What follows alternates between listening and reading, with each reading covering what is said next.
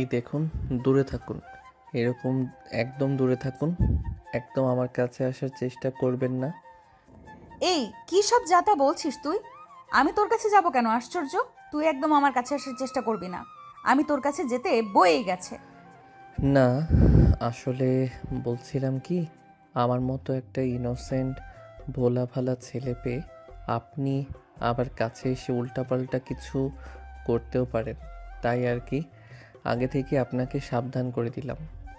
একদম আমার কাছে এসে আমার সর্বনাশ করার চেষ্টা করবেন না, বলে দিলাম। দেখ, একদম ফালতু কথা বলবি না। এমনি মাথা ঠিক নেই।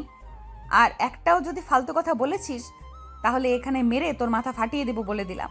এমনি চিন্তা ভাবনায় আমার মাথা ফেটে যাচ্ছে। তুই আর আমার মাথা ব্যথার কারণ হোস না, প্লিজ। ও মা, সে কি আপনার মাথা ব্যথা করছে? আগে বলবেন না। দাঁড়ান, আমার ঘরে ওই যে বেডের পাশে যে ছোট্ট টেবিলটা দেখেছিলেন, টেবিলের ড্রয়ারে মাথা ব্যথার খুব ভালো একটা মলম আছে। আমি নিয়ে এসে আপনার মাথায় দিয়ে দিচ্ছি। দেখবেন 1 মিনিটের মধ্যে আপনার মাথা ব্যথা গায়েব হয়ে যাবে। আবিরের কথা শুনে তিশা পুরো অবাক হয়ে যায়। সে বুঝে পায় না এই ছেলেটা সবসময় এত সিরিয়াস মোমেন্টে এইসব ফালতু কথা কিভাবে বলতে পারে। সে কি করে এতটা স্বাভাবিক থাকতে পারে যে কোনো পরিস্থিতিতে। আজকে তাদের জীবনে এত বড় একটা ঝড় বয়ে গেল, কিন্তু তারপরও এই ছেলের কোনো ব্যথা ব্যথা নেই, অথচ সে তখন থেকে তৃষাকে বিরক্ত করেই যাচ্ছে। আসলে ছেলেটা সুস্থ তো নাকি পাগল সে বুঝতেই পারছে না। কিন্তু এদিকে আবির তৃষাকে সাহায্য করার খুব গভীর মনোযোগ মানসিকতা নিয়ে তৃষার সামনে থেকে পার হয়ে একটা টেবিলের দিকে এগিয়ে যায়, যে টেবিলটা বেড সাইডের পাশে রাখা আছে। এরপর সেই ছোট্ট টেবিলের ড্রয়ার থেকে একটি মলমের বক্স নিয়ে আসে তৃষার সামনে এবং তৃষাকে বলে, দেখি কোথায় মাথা ব্যথা করছে, এদিকে আসুন। দেখি, মলমটা কিন্তু খুবই কার্যকরী। দেখবেন দেওয়ার সাথে সাথে মাথা ব্যথা ভালো হয়ে যাবে। তখন আপনি আমার মলমের ফ্যান হয়ে যাবেন। মলমটা আমি সেই আরব আমিরাত থেকে নিয়ে এসেছি। আচ্ছা, তোর কাছে কোনো চুলকানির মলম নাই? হঠাৎ করেই তৃষার মুখ থেকে এমন চুলকানির মলমের কথা শুনে আবির তো অবাক হয়, কিন্তু পরক্ষণে কিছু একটা ভেবে ভ্যাবলার মতো হাসি দিয়ে বলে, কেন থাকবে না? অবশ্যই আছে। আপনার কি কোথাও চুলকানি উঠেছে? দাঁড়ান, আমি এক্ষুনি নিয়ে আসছি চুলকানির মলম। কথাটা বলেই আবির আবারও মনোযোগী হয়ে এগিয়ে যেতে লাগলে তৃষা আবিরের হাত ধরে একটানে তার সামনে দাঁড় করায় এবং আবিরের কলার ধরে ঝাঁকিয়ে বলে, এই তুই কি পাগল নাকি? তোর মাথার কোনো স্ক্রু ঢিলা আছে? বলতো আমাকে। এখন কি তোর ফাজলামো করার সময়? তুই কি ফাজলামো ছাড়া জীবনে কখনো সিরিয়াস হবি না? তুই জানিস আজকে তোর জন্য আমার ঠিক কত বড় একটা ক্ষতি হয়েছে? কিন্তু এই মুহূর্তেও তুই কোনো রকমে কোনো চিন্তা ভাবনা না করে এমন জোকারের মতো ব্যবহার করছিস। তোর কাছে কি সব কিছুই খেলনা, নাকি আমি কিছু বুঝলাম না। তুই আমার থেকে আমার কোনো সিদ্ধান্ত না নিয়ে হুট করে সকলের সামনে বলে দিলি তুই আমাকে বিয়ে করবি। তুই কি একবারও আমার থেকে জানতে চেয়েছিস আমি তোকে বিয়ে করতে চাই কি না? কিন্তু না, তুই কখনোই জানতে চাসনি। তুই নিজের সিদ্ধান্তটা আমার উপরে চাপিয়ে দিয়েছিস। সেই জন্য তুই কিন্তু কোনো ছেলে মানুষই করিসনি বা মজা করে করিসনি। যে পরিস্থিতিতে দাঁড়িয়ে তুই খুব চিন্তা ভাবনা করে মাথার ঠান্ডা মস্তিষ্কে দাঁড়িয়ে এই কথাটা বলেছিলি, কারণ তখন তোর চোখে মুখে সেটা স্পষ্ট বোঝা যাচ্ছিল যে তুই তখন সেটা মজা করিসনি। আবির তৃষার কথা শুনে হালকা করে তৃষার হাতটা নিজের কলারের উপর থেকে সরিয়ে তৃষার দিকে সরল চোখে তাকায়। আবির তৃষার দিকে তাকিয়ে দেখে তৃষার চোখ যেন লাল হয়ে আছে। মনে হচ্ছে মেয়েটা অনেকক্ষণ ধরেই অনেক কান্নাকাটি করেছে। এরপর আবির নিজেকে স্বাভাবিক করে বলে, আপনি তো ছিলেন সিরিয়াস। সিরিয়াস থেকে কি পেলেন জীবন থেকে? কিছু না, শুধু মরীচিকা। তাই আমি জীবনকে কখনো সিরিয়াসলি নেই না। মজা করে জীবন থেকে যে মজা পাওয়া যায়, সিরিয়াস হয়ে কখনো সেটা পাওয়া যায় না। আপনি তো সিরিয়াস হয়ে দেখলেন, কি পেয়েছেন বলুন তো? অপমান ছাড়া কিছু পেয়েছেন? তখন যদি আমি সামনে না আসতাম, তাহলে আপনার কি অবস্থা হতো একটাবার ভেবে দেখেছেন? আপনার পরিবারের কি অবস্থা হতো? আপনার যে তথাকথিত প্রতিবেশী, তারা কিন্তু আপনাকে এবং আপনার পরিবারকে কথা শুনিয়ে মারত। সেটা কি ঠিক হতো বলুন? তৃষা আবারও আবিরের চোখের দিকে তাকিয়ে দেখে আবিরের চোখ ভীষণ গম্ভীর কিছু একটা বলতে চাইছে, যেটা হয়তো তৃষা বুঝতে পারছে না। কিন্তু এখন যে কথাগুলো আবির বলল সেটা একটাও ভুল না। আবিরের কথাগুলো শুনে কোনোভাবে মনে হচ্ছিল না যে সে এখন মজা করছে বা সে জীবনে সিরিয়াস নয় বা সেই সিচুয়েশন বোঝে না। তোর কথাগুলো ঠিক আবির, তখন আপনি না থাকলে পরিস্থিতিটা আরও খারাপ হতে পারত। কিন্তু তারপরও এটা আমাদের দুজনের জীবনের একটা এত বড় সিদ্ধান্ত। আমি আপনাকে জিজ্ঞাসা না করে, আমার ইচ্ছের তোয়াক্কা না করে সবার সামনে। বাহ!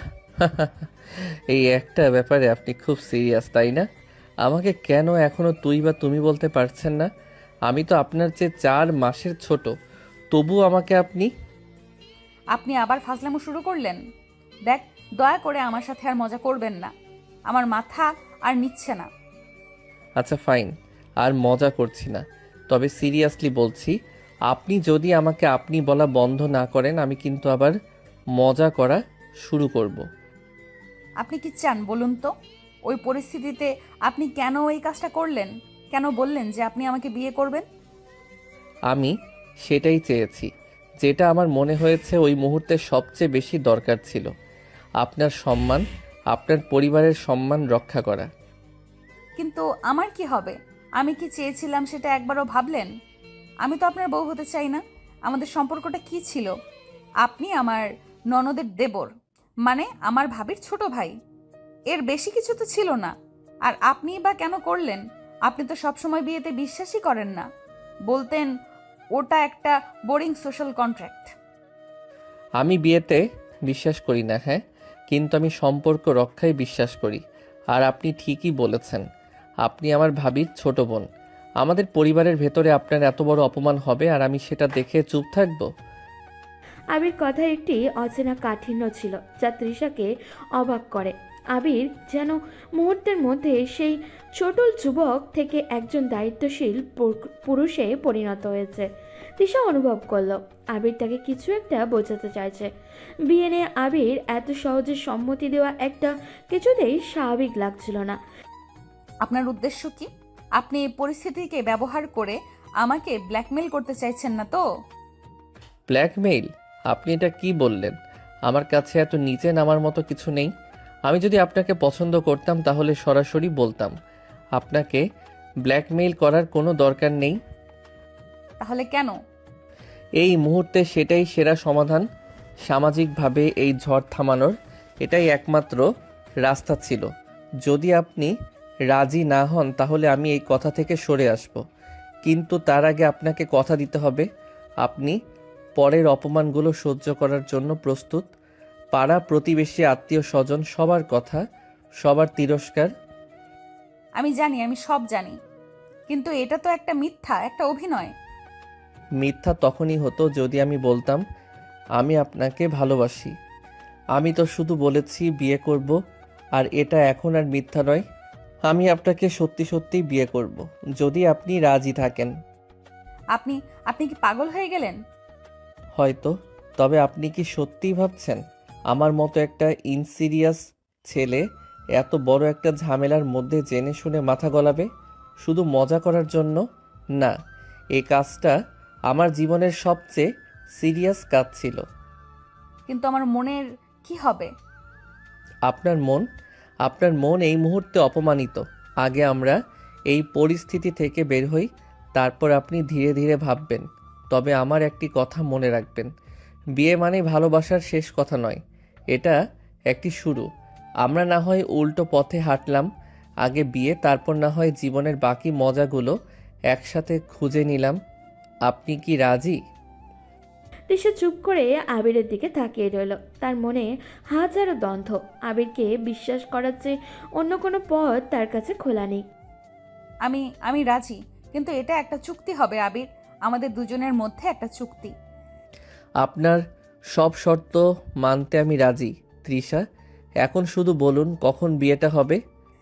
এখন না, আমি এখনই বিয়েটা করতে পারবো না। মানে কি বলছেন আপনি? ঝড় থামানোর জন্য তো এত তাড়াতাড়ি বিয়ের কথা বলা হলো, এখন আপনি বলছেন পারবেন না? হ্যাঁ, এখন পারবো না, কারণ এই মুহূর্তে আমি মানসিকভাবে প্রস্তুত নই। আর তুই তুই তো সব সময় বিয়ে ব্যাপারটা ঘৃণা করিস। হঠাৎ করে তুই আমাকে কেন বাঁচাচ্ছিস? এর পেছনে তোর কোনো গোপন উদ্দেশ্য নেই তো? এই মুহূর্তে সেটাই সেরা সমাধান তৃষা। তোর সম্মান আর তোর পরিবারের সম্মান বাঁচাতে এটা করাই সবচেয়ে ভালো ছিল। আর আমার গোপন উদ্দেশ্য কী হতে পারে? আমি তোকে বিয়ে করে আমার জীবনের ফ্রিডম নষ্ট করতে চাইবো? এটা কি কোনো উদ্দেশ্য হলো? তোর এই ইনসিরিয়াস ভাব আমাকে বিরক্ত করছে আবির। তুই কেন বুঝতে পারছিস না এটা আমার জীবনের সবচেয়ে বড় বিপর্যয়? আমি সব বুঝতে পারছি, আর সেই বিপর্যয় থেকে তোকে বের করার জন্যই তো আমি সিরিয়াস হলাম। কিন্তু তুই যদি সবসময় নেগেটিভ থাকিস তাহলে তোকে বের করা আরও কঠিন হবে। দেখ, আমি একটা কথা বলি, বিয়েটা হবে, তবে এখনই নয়। আমার কথা অনুসারে বিয়েটা অন্তত 1 মাস পরে হোক। 1 মাস কেন? কারণ এর মধ্যে সমাজের লোকজনকে শান্ত হতে সময় দিতে হবে। তারা দেখুক যে আমরা নিজেদের সিদ্ধান্তে অটল আছি। আর এই 1 মাস আমাদের জন্য খুব জরুরি। কিসের জন্য জরুরি? তিশার কাছে কিছুটা এগিয়ে দৃষ্টি গভীর এনে বলে, আমাদের চুক্তির জন্য। যেহেতু তুই আমার উপর কোনো বিশ্বাস রাখতে পারছিস না, তাই এই 1 মাসে আমরা দুজন দুজনকে ভালোভাবে জানবো। আর তুই আমার উপর একটা শর্ত চাপিয়ে দে। এমন একটা শর্ত যা পূরণ করা আমার পক্ষে কঠিন হবে।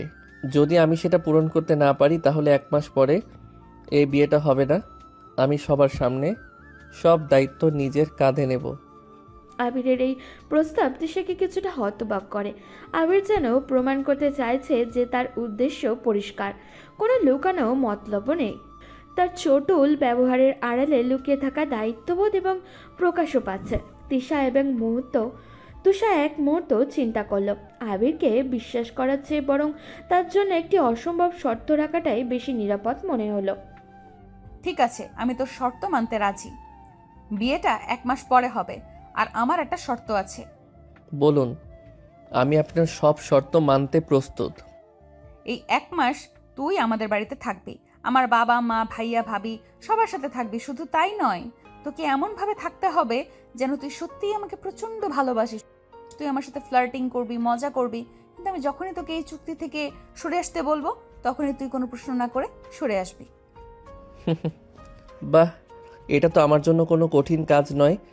ফ্লার্টিং আর মজা করা তো আমার স্বভাব। আর তোকে ভালোবাসার ভান করা, সেটাও বেশ মজার হবে। কিন্তু তুই আমার কাছে কি চাস? আমি তোকে বিরক্ত করব না নাকি? এটাই কঠিন শর্ত আবির। তোর এই ইনসিরিয়াস স্বভাবটা আমি সহ্য করতে পারি না। আমার শর্ত হলো এই 1 মাস তুই একটিবারের জন্য আমার সাথে কোনো ফাজলামো বা মজা করবি না। কোনো ফ্লার্টিং নয়, কোনো উল্টোপাল্টা কথা নয়। তুই এই 1 মাস আমার কাছে একদম সিরিয়াস থাকবি। হতবাক হয়ে তিশার দিকে তাকালো। তার মুখের হাসিটা পুরোপুরি মুছে গেল। কি বলছেন আপনি? সিরিয়াস? 1 মাস? হ্যাঁ, এটাই আমার শর্ত। যদি তুই এই 1 মাস একটিবারের জন্য সিরিয়াসনেস ভাঙিস বা আমার সাথে কোনো ফালতু কথা বলিস তাহলে এই চুক্তি বাতিল। তুই কি রাজি? এটা আপনি খুব বাজে শর্ত দিলেন তৃষা। এটা আমার পক্ষে অসম্ভব। আমার মনে হয় আপনি আমাকে বিয়ে করতে চান না, তাই এই অসম্ভব শর্ত দিয়েছেন। তুই চাইলে এই চুক্তি এখনই বাতিল করতে পারিস আবির। না, আমি বাতিল করব না। যদি এটা আপনার শর্ত হয় তবে তাই হোক। আমি এই 1 মাস সিরিয়াস থাকব। আপনার শর্ত আমি মেনে নিলাম। আবিরের স্বীকারোক্তি শুনে তিশা এবার পুরোপুরি নিশ্চিন্ত হলো। সে জানতো আবিরের মতো একজন মানুষ 1 মাস মজা না করে থাকতে পারবে না। তার মনে 1 মাস পরে আবির নিজেই এই সম্পর্ক থেকে বেরিয়ে যাবে এবং তিশাকে কোনো চাপ নিতে হবে না। কিন্তু আবির চোখে এক নতুন জেদ দেখতে পেল। তিশা যে জেদ এর আগে কখনোই দেখেনি। যাওয়ার জন্য ঘুরে দাঁড়িয়ে দরজার দিকে এগোতে ঘাড় ঘুরিয়ে তিশাকে বলল, আপনি যে 1 মাস অপেক্ষা করতে চাচ্ছেন, এর মধ্যে যদি আবার আপনার সাথে সে খারাপ কিছু করার চেষ্টা করে তখন? আমি 1 মাস খুব সাবধানে থাকবো। বাড়ি থেকে বের হব না, যেন এমন পরিস্থিতির সম্মুখীন আমাকে আর কখনো হতে না হয়। ঠিক আছে, আমি কাল সকালে আসছি। আবির চলে গেল। তিশা ঘরের মেঝেতে বসে পড়ল। 1 মাস, মাত্র 30টা দিন সে আবিরের উপরে অসম্ভব একটি শর্ত চাপিয়েছে। 1 মাস পুরোপুরি সিরিয়াস থাকা। তিশা জানে আবিরের মতো চঞ্চল ছেলের পক্ষে এটা সম্ভব নয়। সে অপেক্ষা করতে লাগলো কবে আবির প্রথমে ফালতু একটা কথা বলবে এবং সেই সম্পর্ক থেকে মুক্তি পাবে। পরদিন সকাল, তখন প্রায় 10টা। তৃষা নিচের ড্রয়িং রুমে বসে কাগজ পড়ছিল। আবির তার হাতে একটা মাঝারি ট্রাভেল ব্যাগ নিয়ে প্রবেশ করলো। তার মুখে সেই চিরচরিত বাঁকা হাসিটা অনুপস্থিত, মুখটা একদম শান্ত আর সিরিয়াস। আপনি কি এখন ব্যস্ত তৃষা? না, তুই তুই চলে এসেছিস? আপনি কালই তো বলেছিলেন আমি যেন কাল সকালে আসি। আমি কথা দিয়েছি, তাই চলে এলাম। আমি জানি আপনার জন্য আমার উপস্থিতি অস্বস্তিকর, কিন্তু চুক্তি অনুযায়ী আমাকে থাকতে হবে। খুব তো সিরিয়াস, যেন দেশ উদ্ধার করে এসেছিস। আমি সিরিয়াস, আপনিই তো শর্ত দিয়েছেন, আমি শর্ত ভঙ্গ করব না। এখন আমি আপনার অনুমতি নিয়ে ভেতরে প্রবেশ করতে চাই, কারণ এই বাড়িটা আপনার বাবার। কি নাটক শুরু করেছিস তুই? ভেতরে আয়, বাবা মা তোকে তো চেনেই না। আবির ব্যাগ নিয়ে ভেতরে ঢুকলো। তিশার বাবা মা এবং তিশার বড় বোন আবিরের ভাবি খুব খুশি হলেন। আবির সবার সাথে খুব ভদ্র এবং গুছিয়ে কথা বলছে। তিশার ভাবি আবিরকে তার নিজের ঘরে থাকার প্রস্তাব দিতেই আবির সেই সিরিয়াস ভঙ্গিতে মাথা নাড়ালো। ধন্যবাদ ভাবি, কিন্তু আমি তৃষার রুমের পাশে একটা রুম নেব। আমার কিছু ফাইল নিয়ে কাজ করতে হবে। বাবা মা তোকে তো চেনেই, তোর এই ফাইল কিসের? তুই তো সারাদিন ঘুরে বেড়াস। তৃষা বলছিল ফাইলগুলো গুছিয়ে রাখার ব্যাপারে আমাকে সাহায্য করবে। বাহ, সেটা তো খুব ভালো কথা। তৃষা, তুই তো দুলাভাইয়ের ছোট ভাইকে সাহায্য করিস। তিশা রাগে মাথা চাড়াতেই চাইল আবির মিথ্যা বলছে, অথচ তার মুখে সে সিরিয়াসনেস। সে তার ফাজলামও বন্ধ করেছে, কিন্তু চালাকি বন্ধ করেনি। সন্ধ্যায় তিশা তার ঘরে একা বসেছিল। দরজায় মৃদু টোকা পড়ল। কে? ভেতরে আয়। আমি তৃষা, আপনাকে কিছু জরুরি বিষয়ে জিজ্ঞেস করার কথা ছিল। এখন আবার কি? আমরা যে চুক্তিতে এসেছি সেটার একটা অভিনয় তো করতে হবে, তাই না? যেমন আপনাকে বাইরে দেখাতে হবে যে আমরা ঘনিষ্ঠ হচ্ছি। আজ বিকেলে ভাবি আমাকে জিজ্ঞেস করছিলেন আমরা বিয়ে নিয়ে আলোচনা করেছি কিনা। তোকে অভিনয় করতে কে বলেছে? তুই শুধু সিরিয়াস থাকবি, এটাই তোর শর্ত। কিন্তু বাইরের লোকজনের কাছে তো আমি হবু বর, আমাকে তো কিছু দায়িত্ব পালন করতে হবে। ধরুন রাতের বেলা ছাদে বা বারান্দায় একসাথে বসে থাকা, বা খাবার সময় আপনার পাশে বসে খাওয়া। এগুলো যদি না করি তাহলে সবাই সন্দেহ করবে, আর যদি কেউ সন্দেহ করে তাহলে আবার সে আগের দিনের পরিস্থিতি হতে পারে। তোর মাথায় শুধু যুক্তি আর যুক্তি। ঠিক আছে, তুই আমার পাশে বসতে পারিস, কিন্তু কোনো ফালতু কথা নয়। আর খবরদার যেন আমাকে ভুল করে স্পর্শ না করিস। আমি আপনাকে স্পর্শ করব না তৃষা, আমি আমার শর্তের প্রতি শ্রদ্ধাশীল। কথাটা বলেই আবির ঘর থেকে বের হয়ে যাচ্ছিল। তিশা কিছু একটা ভেবে তাকে ডাকলো। এই আবির, বলুন। তোর তোর হাসিটা কোথায় গেল? আপনিই তো শর্ত দিয়েছেন, হাসি মজা ফাইজলামো সব কিছু এই 1 মাসের জন্য তালাবদ্ধ। তুই সত্যিই খুব বিরক্তিকর হয়ে গেছিস আবির। তুই তো জানিস তোকে রাগাতে আমার খুব ভালো লাগে। আমি জানি, কিন্তু শর্তটি আপনারই দেওয়া। টেবিল থেকে একটা কাগজের গোল্লা বানিয়ে আবিরের কপালে ছুঁড়ে মারল। না, এখন যা। কপাল থেকে আলতো করে কাগজের গোল্লাটা সরিয়ে। আপনি আমার দিকে কিছু ছুঁড়ে মারলেন, এটা কি শারীরিক আক্রমণের ইঙ্গিত? হো হো করে হেসে উঠল। আরে যা, তুই একটা হাদারাম। আপনার হাসিটা খুব সুন্দর তৃষা। আবিরের এই অপ্রত্যাশিত সিরিয়াস প্রশংসা তৃষাকে মুহূর্তের জন্য অপ্রস্তুত করে দিল। তার হাসি থেমে গেল। আবির আর দাঁড়ালো না, ধীরে ধীরে ঘর থেকে বেরিয়ে গেল। তৃষা নিজের মনে ফিসফিস করে ভাবল, এই ছেলেটা সিরিয়াস থেকেও তাকে বিরক্ত করতে পারে। আবিরের এই অপ্রত্যাশিত সিরিয়াস প্রশংসা তৃষাকে মুহূর্তের জন্য অপ্রস্তুত করে দিল। তার হাসি থমে গেল। আবির আর দাঁড়ালো না, ধীরে ধীরে ঘর থেকে বেরিয়ে গেল। তৃষা নিজের মনে ফিসফিস করে ভাবল, এই ছেলেটা সিরিয়াস থেকেও তাকে বিরক্ত করতে পারে। তৃষা সারা রাত ছটফট করলো। তার ভয় ছিল আবির কখন না জানি শর্ত ভেঙে দেয়, কিন্তু আবির সারা রাত একটি শব্দও করল না। সকালে সে দেখল আবির তখনও বই নিয়ে শান্তভাবে মেঝেতে শুয়ে আছে। তৃষা বুঝল তার এই 1 মাসের চ্যালেঞ্জ হয়তো এত সহজ হবে না। সকালবেলা ড্রয়িং টেবিলে নাস্তা খেতে বসেছে সবাই। তৃষার বাবা মা, আবিরের ভাই ভাবি, তৃষা এবং আবির। কাকা, আপনার কোলেস্টেরল মাত্রা ঠিক রাখার জন্য আজ সকালে আপনি ডিমের কুসুম বাদ দিয়ে শুধু সাদা অংশটুকু খাবেন। এতে আপনার স্বাস্থ্যের ঝুঁকি কমবে। বাহ, তুমি তো দেখছি আমার শরীরেরও খেয়াল রাখছো আবির। আমি আপনার পরিবারের অংশ হতে চলেছি। আপনার সুস্থতা আমার দায়িত্ব।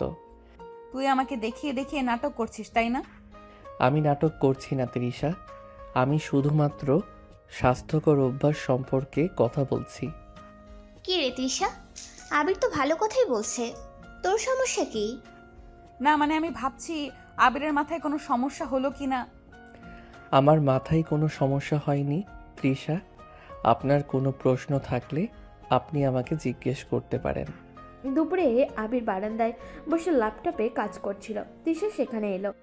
তোর কি মনে নেই তুই বলেছিস এই 1 মাস বাড়ি থেকে বের হবি না? আমার মনে আছে, আমি বের হব না। আমি তো বের হবই না। তাহলে বারান্দায় বসে কি করছিস? সবাই তোকে দেখছে, তুই কি দেখাতে চাইছিস আমরা রোম্যান্স করছি? আমি কাজ করছি। এখানে বসলে যথেষ্ট আলো পাওয়া যায়, যা চোখের স্বাস্থ্যের জন্য ভালো। আর রোমান্সের বিষয়ে যদি বলেন তবে হ্যাঁ, লোকে দেখুক, আমরা স্বাভাবিকভাবেই সময় কাটাচ্ছি। এতে আমাদের বিয়ে নিয়ে কারোর সন্দেহ থাকবে না।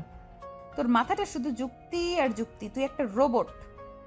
আমি রোবট নই তৃষা, রোবটের আবেগ থাকে না। আমার আবেগ আছে, তবে সেগুলোকে এখন নিয়ন্ত্রিত রাখতে হচ্ছে, কারণ আপনি শর্ত দিয়েছেন। তৃষা আবিরের যুক্তিপূর্ণ কথায় কোনো ফাঁক খুঁজে পেল না। রাগে তার গা জ্বলতে লাগলো। সে চাচ্ছিল আবির একটিবার তার স্বভাব সুলভ ফাজলামো করুক আর সে শর্তবলিতে সুযোগ পাক। রাতে আবির আবারও মেঝেতে শুয়ে পড়ল। তৃষা দেখল আবির তার দিকে তাকিয়ে আছে। এভাবে তাকিয়ে আছিস কেন? তোর কি ঘুম আসছে না? আপনি বললেন আমি যেন আপনাকে বিরক্ত না করি, তাই আমি শুধু দেখছিলাম আপনার ঘুমের কোনো সমস্যা হচ্ছে কিনা। না, কোনো সমস্যা হচ্ছে না। তুই কি সারা জীবন এইভাবেই সিরিয়াস থাকবি? যতক্ষণ আপনার শর্ত থাকবে ততক্ষণ থাকবো। শোন, কাল সকালে আমার সাথে তোকে বাজারে যেতে হবে। আপনি তো বলেছিলেন আপনি বাড়ি থেকে বের হবেন না, আর আমাকেও বের হতে নিষেধ করেছিলেন। আমার বাজারের ব্যাগ ধরে নিয়ে যাওয়ার জন্য একজন লোক দরকার, তুই আমার সঙ্গী হবি। তুই কি রাজি?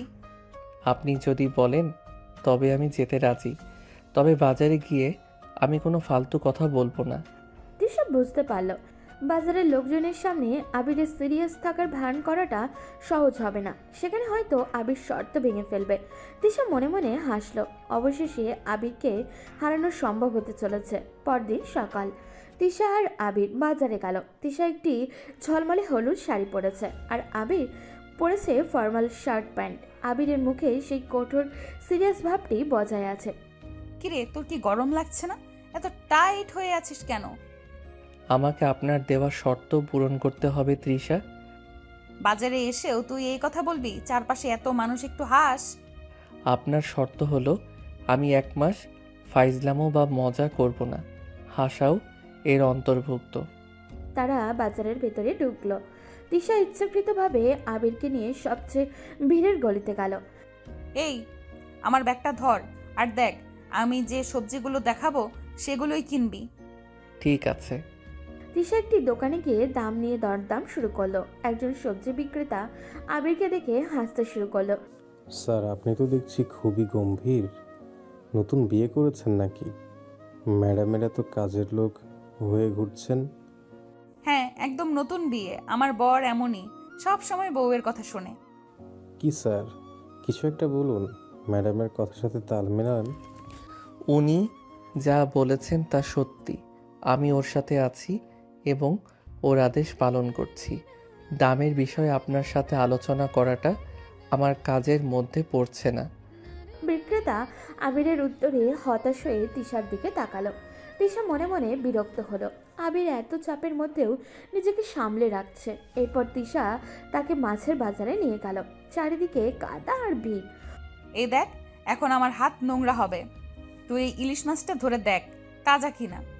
আপনি মাছ স্পর্শ করার আদেশ দিয়েছেন, কিন্তু তাজা কিনা তা বোঝার দায়িত্ব আমার নয়। তবে আমি আপনার জন্য ব্যাগটা ধরে রাখছি। তুই কি চাস বলতো? আমি তোকে বিয়ে করব না তাই তুই জেদ দেখাচ্ছিস? আমি আপনাকে বিয়ে করব কিনা সেই সিদ্ধান্ত 1 মাস পরে হবে। আমি শুধু আপনার দেওয়া শর্ত পালন করছি। হঠাৎ করেই ভিড়ের মধ্যে একজন লোক এসে তিশাকে ধাক্কা মারল। তিশা টাল সামলাতে না পেরে প্রায় পড়ে যাচ্ছিল। দ্রুত তৃষাকে নিজের দিকে টেনে ধরল। এক হাতে তৃষার কোমরের কাছে ধরে তাকে সোজা করল। ঠিক আছেন আপনি তৃষা? আবিরের স্পর্শে চমকে গেল ও। আবিরের বুকে প্রায় লেগে গেছিল সে। হ্যাঁ ঠিক আছি। তুই তুই আমাকে ধরলি কেন? ভিড়ের মধ্যে আপনার ভারসাম্য নষ্ট হয়েছিল, আপনি পড়ে যেতে পারতেন। আপনাকে ধরে রাখাটা পরিস্থিতি অনুযায়ী দরকার ছিল। এটি ফাইজলামো নয়, প্রাথমিক সুরক্ষা। আবিরের যুক্তি এবং তার স্পর্শ দুটোর ধাক্কাতে সে কিছু সময়ের জন্য কথা বলতে পারল না। আবির আবার তার ব্যাগ হাতে নিল এবং স্বাভাবিকভাবেই দাঁড়ালো। ঠিক আছে চল, আর কিছু কিনতে হবে না, আমার পেট ভরে গেছে। আমরা কি এখন বাড়ি ফিরবো তৃষা? চল। বাড়ি ফেরার পথে আবির পুরোটা সময় শান্ত ছিল। তিশার পাশে পাশে হেঁটে এলো। তিশা ভেতরে তখন অস্থিরতা। আবির যুক্তি আর সিরিয়াসনেস তার কাছে হার মানছে। সে ভাবলে হয়তো আবিরকে দিয়ে ঘরের কাজ করিয়ে বা বাইরে ঘুরতে শর্ত ভাঙানো সম্ভব নয়। সন্ধ্যায় আবির বারান্দায় বসেছিল। আমি তোকে একটা শেষ সুযোগ দিচ্ছি। তুই যদি মনে করিস এই 1 মাস তুই সিরিয়াস থাকতে পারবি না, তাহলে এখনই বল, আমি এই চুক্তি বাতিল করে দিচ্ছি। আমি কেন বাতিল করব? আমি আমার শর্ত পালন করছি। তুই কি আমাকে দেখাতে চাস তুই একজন আদর্শ স্বামী হতে পারিস? আমি আপনাকে দেখাতে চাই আমি আমার কথা রাখতে পারি। ঠিক আছে, তাহলে কাল সকালে আমাদের বাড়িতে আমার এক বান্ধবী আসছে। তাকে বলবি আমি তোর জন্য একজন আদর্শ বউ হতে পারি না। আমি মিথ্যা বলবো না তৃষা। তুই আমার নামে মিথ্যা বলবি না। আমি আপনাকে মিথ্যা অপবাদ দেব না। আপনি আমার হবু স্ত্রী। আমি আপনার সম্মানহানি করতে পারি না। আবিরের এই আচরণে তৃষা বেশ হতবাক হয়ে গেল। আবির তার ব্যক্তিত্বের পুরো উল্টো দিকে হাঁটা শুরু করেছে। তৃষা বুঝতে পারল তার চ্যালেঞ্জ উল্টো তাকেই বিপদে ফেলেছে। আবিরকে শর্ত ভাঙতে বাধ্য করার জন্য তৃষা এবার নতুন কৌশল নিল। পরদিন সকাল, তৃষার বান্ধবী নীলা তাদের বাড়িতে এলো। নীলাকে দেখে আবির সোফা থেকে উঠে দাঁড়ালো। তার মুখে কঠোর সিরিয়াসনেস বজায় রইল। কি রে তৃষা, তোর বর দেখে দারুণ হ্যান্ডসাম আর কি গম্ভীর। তুই নাকি বললি তোর বর সারাক্ষণ ফাজলামো করে? তুই ওকে দেখছিস? ও না, এখন একটা নতুন নাটকের মহড়া দিচ্ছে। আপনাকে স্বাগতম। আপনি আমার হবু স্ত্রীর বান্ধবী। বসুন, আমি আপনার জন্য কফি নিয়ে আসছি। তুমি তুমি কফি বানাবে? তৃষা, তোর বর দেখি পাল্টে গেছে। তুই জানিস না, এখন ও আমার ব্যক্তিগত সহকারী। আমি এই ধরনের ব্যক্তিগত কাজগুলো করতে পছন্দ করি। আবির নীলাকে কফি তৈরি করে দিল। এরপর সে তৃষার পাশে বসে সিরিয়াস ভঙ্গিতে বসলো। আবির, তোমার সাথে কিছু কথা ছিল। তৃষা কেমন মেয়ে সেটা তো আমি জানি না। তোমাদের বিয়েটা নিয়ে আমার কিছু চিন্তা আছে। আপনি নির্ভয়ে আপনার চিন্তাগুলো প্রকাশ করতে পারেন। আমি ধৈর্য ধরে শুনব। তৃষা খুব বদমেজাজি, খুব রাগী, আর ও সম্পর্ক নিয়ে খুব সিরিয়াস। ও কি তোমাদের এই চুক্তির কথা জানে? যদিও পরে জানতে পারে তাহলে কিন্তু খুব সমস্যা হবে। আমি তাকেই বিয়ে করছি যার বদমেজাজ আর রাগ আমার কাছে গ্রহণযোগ্য। আমরা সব বিষয়ে আলোচনা করেই এই সিদ্ধান্ত নিয়েছি। আমাদের মধ্যে কোনো গোপন চুক্তি নেই। কি বলছো তুমি? তৃষা, ও এসব কি বলছে? তোর কি মনে হয় আমরা কি হাসতে হাসতে এত বড় একটা সিদ্ধান্ত নিয়েছি? কিন্তু আমি তো জানি তৃষা, তুই আর কোনোদিন বিয়ে করবি না, ঠিক করেছিলি। তৃষার হাত নিজের হাতের খুব কাছে এনে রাখলো, তবে স্পর্শ করলো না। তৃষা বিয়েতে বিশ্বাস করতো না, কারণ সে কোনো দায়িত্বশীল পুরুষ দেখেনি। আমি তাকে প্রতিশ্রুতি দিয়েছি আমি তাকে হতাশ করব না। আমি তাকে সারা জীবন সম্মান দেব। বাহ আবির, তুমি তো অন্যরকম। তুই কি দেখছিস এটা ওর অভিনয়? তোর এমন আদর্শবাদী বরকে দেখলে তো আমারও হিংসা হয়। আচ্ছা, তিশা কি তোমার জন্য আদর্শ স্ত্রী হবে? ও তো কাজের ব্যাপারে কিছুই জানে না। তিশা এবার চ্যালেঞ্জ ছুটছিল আবিরের দিকে। আবির কি সত্যি বলবে যে সে তিশাকে আদর্শ স্ত্রী মনে করে না? তাহলে তো সে চুক্তি ভেঙে ফেলবে। তৃষা আদর্শ স্ত্রী হবে কিনা সেটা নির্ভর করে আমি তার কাছে কি চাই তার উপর। আমি এমন স্ত্রী চাই না যে সারাদিন রান্নাঘরে থাকবে। আমি এমন একজন সঙ্গী চাই যে আমার পাশে থাকবে। আর আমি মনে করি তৃষা সেই সব গুণের অধিকারী যা আমার জীবনের জন্য অপরিহার্য। কি মিষ্টি কথা।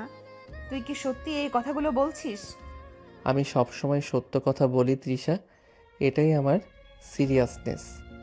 নীলা চলে যাবার পর তিশা রাগে আবিরের ঘরে গেল। আবির তখনও সোফায় বসে বই পড়ছিল। তুই আমাকে পাগল করে দিচ্ছিস। কেন তুই আমার নামে মিথ্যা কথা বলছিস না? তুই আমাকে আদর্শ স্ত্রী বললি কেন? আমি আপনার নামে মিথ্যা অপবাদ দিতে পারি না তৃষা। আমি তো মিথ্যা বলিনি। আমি বলেছি আমার কাছে আদর্শ স্ত্রী হওয়ার জন্য যে গুণগুলো দরকার তা আপনার আছে। আমি তো বলিনি আপনি রান্না ভালো করেন।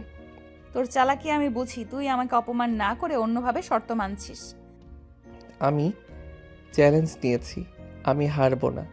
এই 1 মাস আমি আপনার সব শর্ত মানব। আপনি আমাকে অপমান করুন, রাগ দেখান, কিন্তু আমি মজা করব না। আপনি কি চান আমি আপনার মন থেকে সম্মান হারিয়ে ফেলি? আমি চাই তুই হাস, তুই ফাজলামো কর। আমি সেটা করতে পারি না। আবিরের জেদ তিশাকে নতুন চিন্তায় ফেলল। আবির মজা ছেড়ে দিয়েছে, কিন্তু তার যুক্তি এবং সিরিয়াসনেস এখনও আরও বিপজ্জনক। তিশা এবার আরও সরাসরি এবং চরম পথ বেছে নেবে বলে ঠিক করলো। গভীর রাত, বাড়ির সবাই তখন ঘুমিয়ে। আবির তার ঘরে বসে ল্যাপটপে কাজ করছিল। দরজায় মৃদু টোকা পড়ল। আবির দরজা খুলতেই দেখলো তার বড় ভাই দাঁড়িয়ে আছেন। তিনি শান্ত, তবে চোখের গভীর উদ্বেগ। আয়, দরজাটা বন্ধ কর। আবির ভাইয়ের নির্দেশে দরজা বন্ধ করলো। ভাই ভেতরে এসে চেয়ারে বসলেন। আবির নীরবে তার সামনে দাঁড়ালো। তুই এখনো বিয়ে করছিস না কেন? 1 মাসের শর্ত আছে ভাই। শর্ত তোর কাছে এখন তুচ্ছ হওয়া উচিত। তুই কি জানিস তারা এখনো বড় ষড়যন্ত্র করছে? তৃষা এবং তোর ভাবির বোন এবং আমাদের পরিবারের ক্ষতি করার জন্য তারা সুযোগ খুঁজছে। আমি জানি, তাই আমি তাদের গতিবিধি পর্যবেক্ষণ করছি। পর্যবেক্ষণ? তুই কি পুলিশের গোয়েন্দা? এই পরিস্থিতিতে তুই কেন তাদেরকে এই সুযোগটা তৈরি করে দিচ্ছিস? তো দেরি করা মানেই তো বিপদ বাড়ানো। তোকে এখনই তৃষাকে বিয়ে করতে হবে। আপনি শান্ত হন ভাই। আমি জেনে শুনে 1 মাসের সময় নিয়েছি। কেন? তৃষার রাগ ভাঙানোর জন্য? না, এই 1 মাসে আমি তাদের বিশ্বাস অর্জন করতে চাই। তৃষার বাবা মা এবং আপনাদের পরিবারের সবার কাছে প্রমাণ করতে চাই যে আমি সিরিয়াস। তারপর যখন তারা আমাদের বিয়ে নিয়ে চূড়ান্তভাবে নিশ্চিত হবে, তখনই আমি আমার আসল কাজ শুরু করব। তোর আসল কাজ কি সেটা? আপনি জানেন, যেদিন আমাদের বাড়িতে সেই ঘটনা ঘটে সেদিন তৃষার বাবা কিছু জরুরি ফাইল সই করতে অস্বীকার করেন। সেই ফাইলগুলো এখন সেই লোকটির হাতে যে তৃষার সম্মানহানি করতে চেয়েছিল। কি বলছিস তুই? ফাইলগুলো? হ্যাঁ, সেই ফাইলগুলো ফিরিয়ে আনা আমার আসল উদ্দেশ্য। আমি বিয়ে না করলে সেই লোকটা ভাববে তৃষা একা আছে। সে তার ষড়যন্ত্র আরও বড় করবে। তুই কি বলছিস? সেই লোকটা শুধু তৃষার সম্মান নষ্ট করতে চায়নি, সে ব্যবসা আর পারিবারিক সম্পত্তিও হাতিয়ে নিতে চেয়েছিল। এই কারণেই আমি চুপচাপ আছি। আমি তাকে বিশ্বাস করাতে চাইছি যে আমরা কেবল দাম্পত্য কলহে ব্যস্ত। সে যত নিশ্চিন্ত হবে তত সে বড় ভুল করবে। আর সেই ভুলের সুযোগেই আমি তার কাছ থেকে সব প্রমাণ এবং ফাইল উদ্ধার করব। কিন্তু তুই এই পুরো বিষয়টা একা সামলাতে যাচ্ছিস কেন? আমাদের বলিসনি কেন? আপনারা জানলে স্বাভাবিক থাকতে পারতেন না। তৃষা এখনই মানসিক চাপে আছে। সে জানলে আরও ভেঙে পড়বে। তাই এই 1 মাস আমি নিজেকে এমনভাবে সবার সামনে তুলে ধরব যাতে কেউ সন্দেহ না করে। ভাই তুই খুব বড় ঝুঁকি নিচ্ছিস আবির। বড় ঝুঁকি না নিলে বড় কিছু পাওয়া যায় না। তৃষা যদি 1 মাস পর আমাকে বাতিল করে দেয় তবে তাও ভালো, আমার কাজ শেষ। আর যদি সে আমাকে মেনে নেয় তবে সে আমার সব পরিকল্পনার অংশ হবে। আপনি চিন্তা করবেন না, আমি সব সামলে নেব। ঠিক আছে, তোর উপর আমার আস্থা আছে, কিন্তু তুই সাবধানে থাকিস। তোর এই সিরিয়াসনেস যেন কেউ জানতে না পারে। কেউ জানবে না ভাই, এটা আমাদের গোপন চুক্তি। এখন আপনি যান, কেউ দেখে ফেললে সন্দেহ করবে। আবিরের ভাই নিঃশব্দে ঘর থেকে বেরিয়ে গেলেন। আবির আবার ল্যাপটপে ফেলল। তার চোখে এখন আর কেবল সিরিয়াসনেস নেই, আছে একটা ঠান্ডা এবং গভীর প্রত্যয়। এই 1 মাসের চ্যালেঞ্জটা শুধু তৃষাকে নিয়ে নয়, এটি একটি অদৃশ্য শত্রুর বিরুদ্ধে এক বড় লড়াই। তৃষা হয়তো ভাবছে আবির হেরে যাবে, কিন্তু আবির জানে সে হারতে আসেনি। পরের কয়েকটা দিন আবির আর তৃষার খুনসুটি অদ্ভুতভাবে বাড়তে থাকলো। তৃষা যত তাকে রাগানোর চেষ্টা করে, আবির তত বেশি যুক্তি দিয়ে তাকে চুপ করিয়ে দেয়। তবে তাদের মধ্যে এই ঠান্ডার লড়াইয়ে একটি অনাকাঙ্ক্ষিত ঘনিষ্ঠতা তৈরি হতে থাকে। একদিন দুপুরে তৃষা বারান্দায় বসে ফোন দেখছিল। আবির তার পাশে এসে চুপচাপ দাঁড়ালো। এইভাবে দাঁড়িয়ে কি করছিস? যা যা, তোর ঘরে গিয়ে কাজ কর। আমি আপনার আশেপাশে থাকতে পছন্দ করি তৃষা।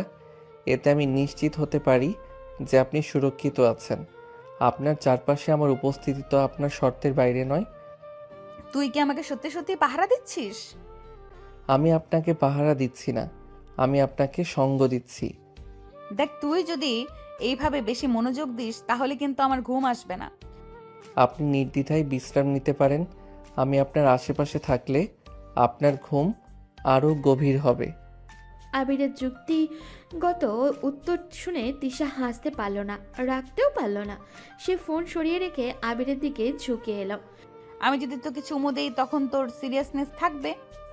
আপনি যদি আমাকে চুমু দিতে চান তবে সেই সিদ্ধান্ত সম্পূর্ণ আপনার। তবে চুমুর প্রতিক্রিয়া শর্তের অন্তর্ভুক্ত কিনা সেই বিষয়ে আমাদের আগে আলোচনা করা উচিত। আমি তোকে পাগল করে দিব আবির। আমি পাগল হব না তৃষা, কারণ আমি জানি এই ধরনের কাজগুলো আপনি শুধুমাত্র আমার শর্ত ভাঙার জন্য করছেন। আপনি আমাকে নিয়ে খেলা করছেন।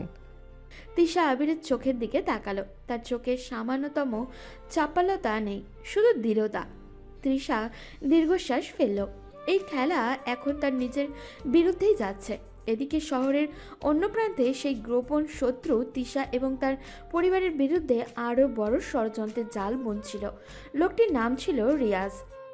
ওরা বিয়েটা পিছিয়েছে, এটা ভালো হয়েছে।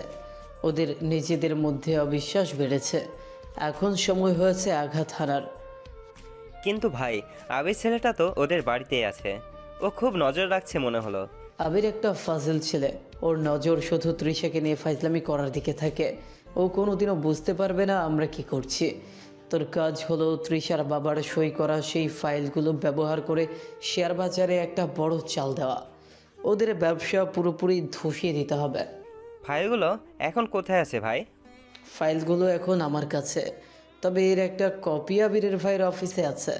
সেটাকেও সরিয়ে ফেলতে হবে। কাজটা এমনভাবে করবি যেন মনে হয় ওদের ভেতরের কেউ বিশ্বাসঘাতকতা করেছে। রিয়াজের ষড়যন্ত্রের প্রতিটি পদক্ষেপ আবিরের চোখে ধরা পড়ছিল। রাতে যখন সবাই ঘুমিয়ে, আবির তখন ল্যাপটপে তার ভাইয়ের অফিসের সিকিউরিটি ক্যামেরায় ফুটেজ দেখছিল। তুই ভাবছিস আমি ফাইজলামো নিয়ে ব্যস্ত? ফাইলগুলো এখন তোর কাছে। ভুল করছিস রিয়াজ। ফাইলগুলোর আসল মূল্য এখনও তুই জানিস না। আবির তার ল্যাপটপের স্ক্রিনে কিছু সাংকেতিক তথ্য দেখল। রিয়াজ শেয়ার বাজারে যে চাল দিতে চলেছে, আবির তার প্রতিরোধের জন্য পাল্টা জাল বুনছিল।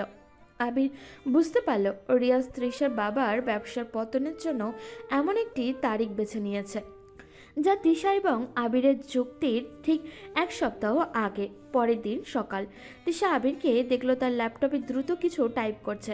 তার মুখমণ্ডল ঘামে ভেজা, চোখে গভীর মনোযোগ।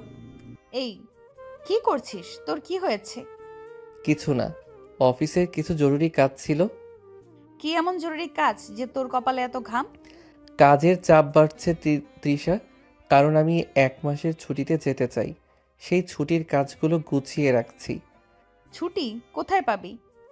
যেখানে আপনি আমাকে চাইবেন না, আর যেখানে আমার কোনো ফাইজলামো করতে হবে না। এখন আপনি যান, আমি আপনার জন্য কফি নিয়ে আসছি। আবিরের এই আচরণ তৃষাকে দ্বিধায় ফেলে দিল।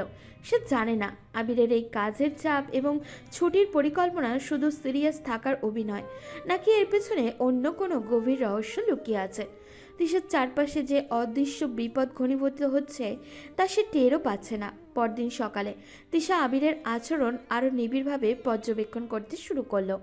আবির দিনের বেলা সবার সঙ্গে ভদ্র, নীরব এবং অত্যন্ত দায়িত্বশীল থাকে।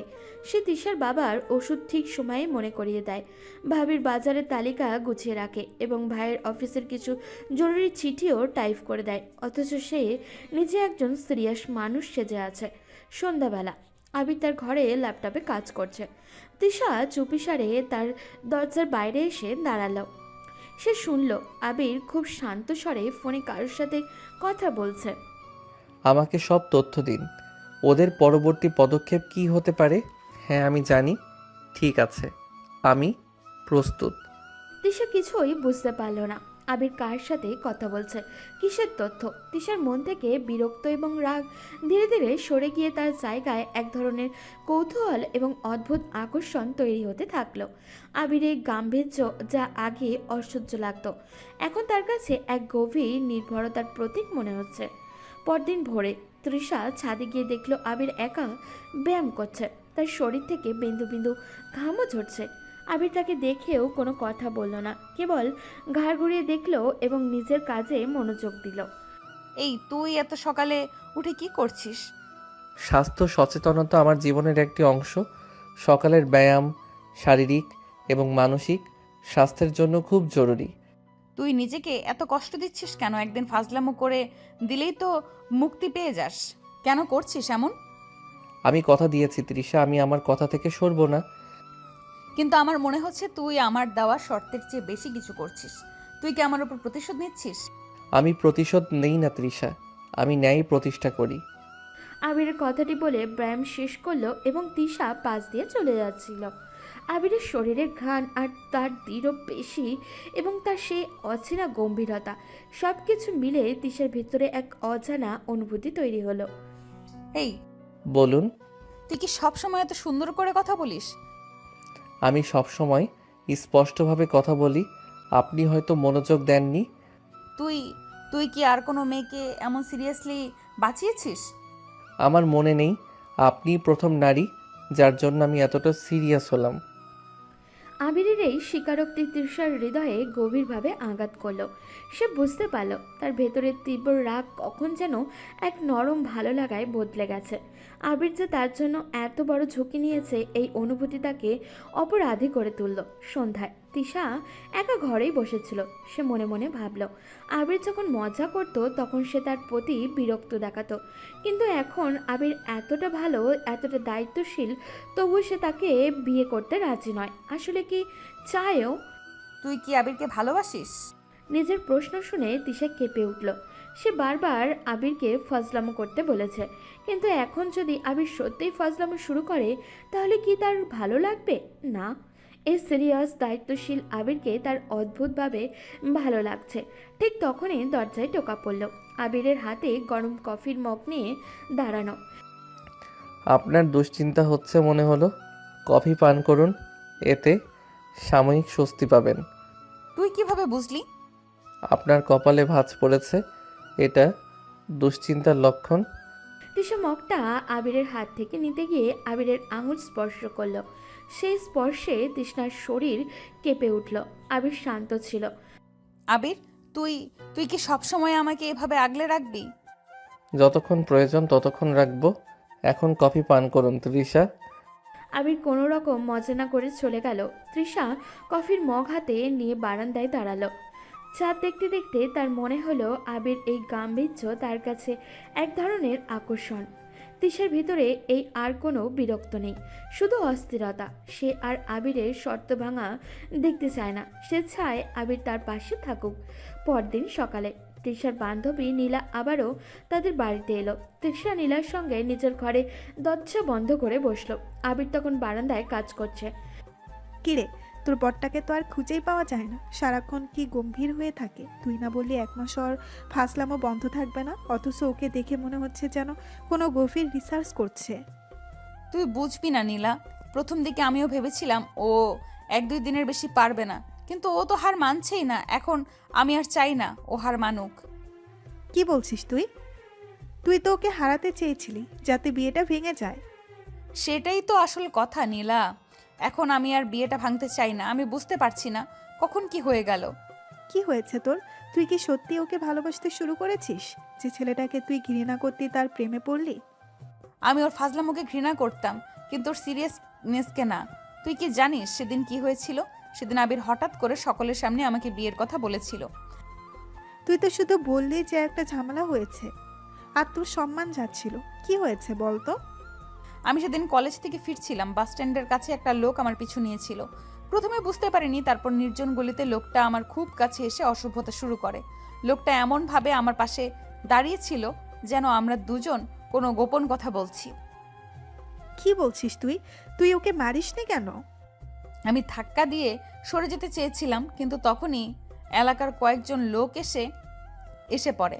তারা দূর থেকে শুধু দেখলো আমি আর সেই লোকটা কাছাকাছি দাঁড়িয়ে আছি। লোকটা তখন এমন একটা ভান করলো যেন আমি তাকে ডেকেছি। তৃষা গলা কেঁপে উঠল। নীলা চুপচাপ শুনছিল। এলাকার লোকজন মনে করলো আমি এই লোকটির সাথে দাঁড়িয়ে কথা বলছিলাম। লোকটা যে আমার সাথে অসভ্যতা করছিল সেটা কেউ বুঝতে পারলো না। তারা সঙ্গে সঙ্গে আমার পরিবারের দিকে আঙুল তুলতে শুরু করলো। তারা বলল আমাদের বাড়ির মেয়ের চরিত্র খারাপ। ও গড! তারপর? তখন আমার বাবা মা, আমার দুলাভাই সবাই সেখানে ছুটে এসেছিল। তারা পরিস্থিতি সামলাতে পারছিল না, সবাই চিৎকার করছিল, অপবাদ দিচ্ছিল। আমার পরিবারের সম্মান তখন ধ্বংসের মুখে। আমার দুলাভাই আবিরের ভাইও চেষ্টা করছিলেন পরিস্থিতি শান্ত করতে, কিন্তু কেউ শুনছিল না। তখন আবির এলো। ওর মুখটা প্রথমে হাসি খুশি ছিল, কিন্তু পরিস্থিতি দেখে এক লহমায় ওর মুখের হাসিটা কোথাও জানি উদয় হয়ে গেল। আবির সবার সামনে এসে দাঁড়ালো। একেবারে ঠান্ডা গলায়, কোনো মজা না করে, চিৎকার না করে আবির বলেছিল। কি বলেছিল? আবির সবার চোখে চোখ রেখে বলেছিল তৃষা অসম্ভব ভালো একটা মেয়ে। ওর চরিত্র নিয়ে যে কথা বলবে সে ভুল করবে। ও তো আমার হবু স্ত্রী, ও আমার পরিবারের মেয়ে, আমি ওকে বিয়ে করব। তৃষা নীলার দিকে তাকালো। তার চোখ ছলছল করছে। তুই ভাবতেও পারবি না নীলা, যে ছেলেটা সব সময় বিয়ে নিয়ে ফাজলামো করে, সেই ছেলেটা সেদিন সবার সামনে আমাদের পরিবারের সম্মান বাঁচাতে নিজের কাঁধে এত বড় দায়িত্ব তুলে নিয়েছিল। সেদিন আবিরের প্রতি আমার রাগ ছিল না, কিন্তু এক গভীর কৃতজ্ঞতা। আমি সেদিন আবিরের কাছে ঋণী ছিলাম। আবির সেদিন আমার পরিবারের সম্মান বাঁচিয়েছিল। আমি বুঝতে পারছি তিশা, সেদিন ও যদি না আসতো। সেই কৃতজ্ঞতা, সেই ঋণ এখন আর নেই নীলা। আবিরের সিরিয়াসনেস, ওর যুক্তি, ওর আমাকে আগলে রাখা, ওর এই দায়িত্ববোধ এখন আমার কাছে শুধু কৃতজ্ঞতা নয়। যখন ও এত সিরিয়াস হয়েও আমার পাশে থাকে, আমাকে পাহারা দেয়, তখন মনে হয় আমি যেন পৃথিবীতে সবচেয়ে নিরাপদ জায়গায় আছি। তার মানে তুই এখন ওকে? হ্যাঁ নীলা, আমি বুঝতে পারছি না কখন, কিন্তু আমি আবিরকে ভালোবেসে ফেলেছি। আমি ওর এই ফাজলামো করা হাসিটা আর চাই না। আমি চাই আবির যেন সারা জীবন আমার প্রতি এমনই সিরিয়াস থাকে। কিন্তু এখন সমস্যা অন্য জায়গায়। কি সমস্যা? আবির একটা কঠিন ষড়যন্ত্রের মাঝে আছে নীলা। ও শুধু আমাকে নয়, আমাদের পরিবারকেও কোনো বড় বিপদ থেকে বাঁচানোর চেষ্টা করছে। ও রাতে ফোনে কথা বলে, কপালে ঘাম নিয়ে ল্যাপটপে কাজ করে। আমি জানি না কি হচ্ছে, কিন্তু আমার মন বলছে আবির খুব বড় একটা যুদ্ধে নেমেছে। তুই নিশ্চিত? আমি নিশ্চিত। আর আমি এখন এই শর্ত আর চুক্তি বাতিল করে ওকে এই কাজে সাহায্য করতে চাই। আমি ওর পাশে দাঁড়াতে চাই, কিন্তু ও যে এখনো সিরিয়াস, আমি কিভাবে ওর কাছে যাব? নীলার কাছে নিজের মনের কথা বলার পর তৃষা যেন একটু শান্তি পেল, কিন্তু আবিরের প্রতি তার এই নতুন অনুভূতি আর আবিরের গোপন লড়াই, এই দুটি বিষয় তৃষাকে নতুন এক দুশ্চিন্তায় ফেলে নেমেছে। আবির নিজের ঘরেই বসে ল্যাপটপে গভীর মনোযোগ দিয়ে কাজ করছিল।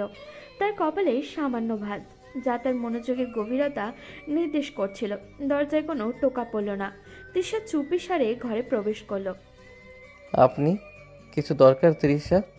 আপনি তো সচরাচর না জানিয়ে ঘরে প্রবেশ করেন না। তোর কি মনে হয় আমি এখনো তোকে বিরক্ত করার জন্য এখানে এসেছি? আপনার আচরণ এখন পর্যন্ত তাই দেখিয়েছে। যদি আপনার কোনো কাজ থাকে তবে বলুন, আমার হাতে এখন সময় কম।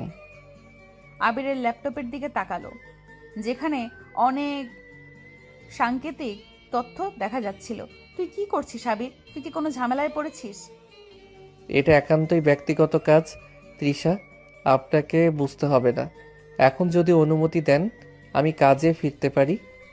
আবিরের এই কঠোর সিরিয়াসনেস তৃষাকে মুহূর্তের জন্য কষ্ট দিল, কিন্তু এই গাম্ভীর্যই এখন তার কাছে সবচেয়ে আকর্ষণীয়।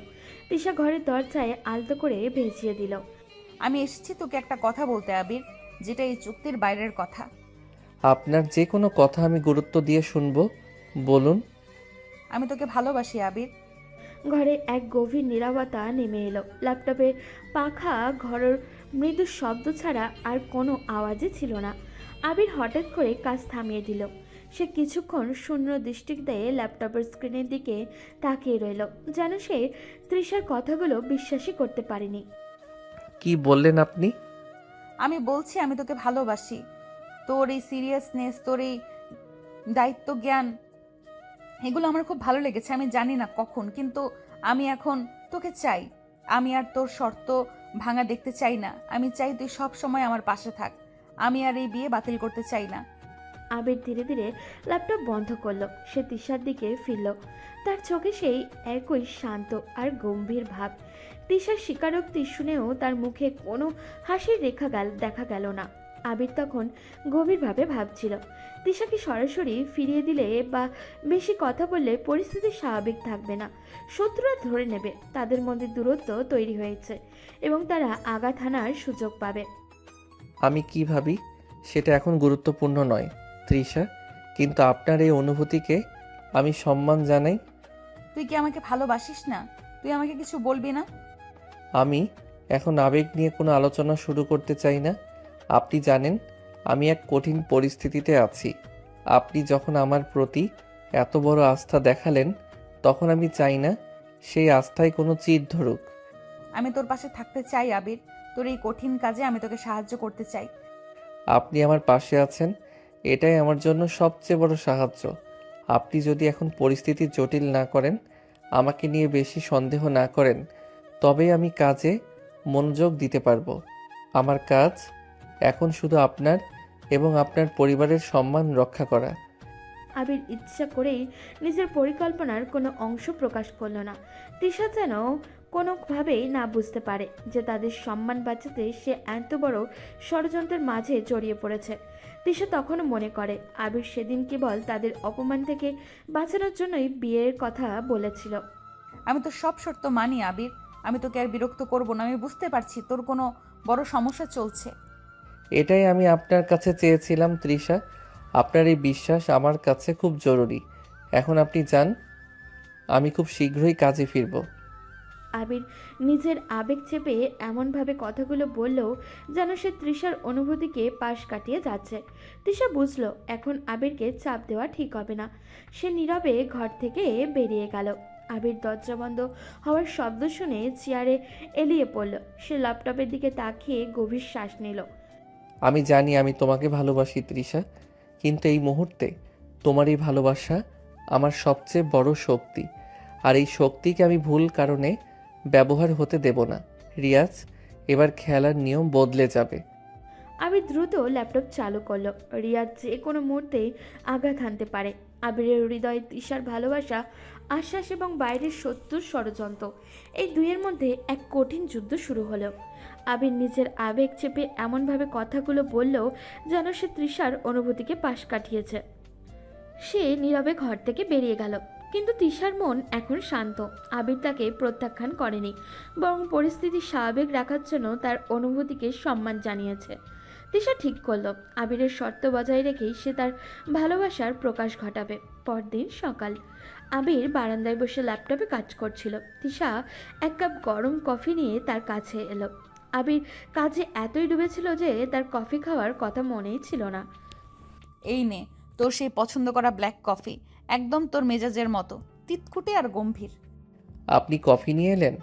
আপনার তো এই ধরনের কাজ করার কথা নয়। ধন্যবাদ। আমি এখন থেকে তোর খেয়াল রাখবো। তুই তো সারাক্ষণ এত সিরিয়াস থাকিস, তোর তো শরীরের দিকে নজর দেওয়া দরকার।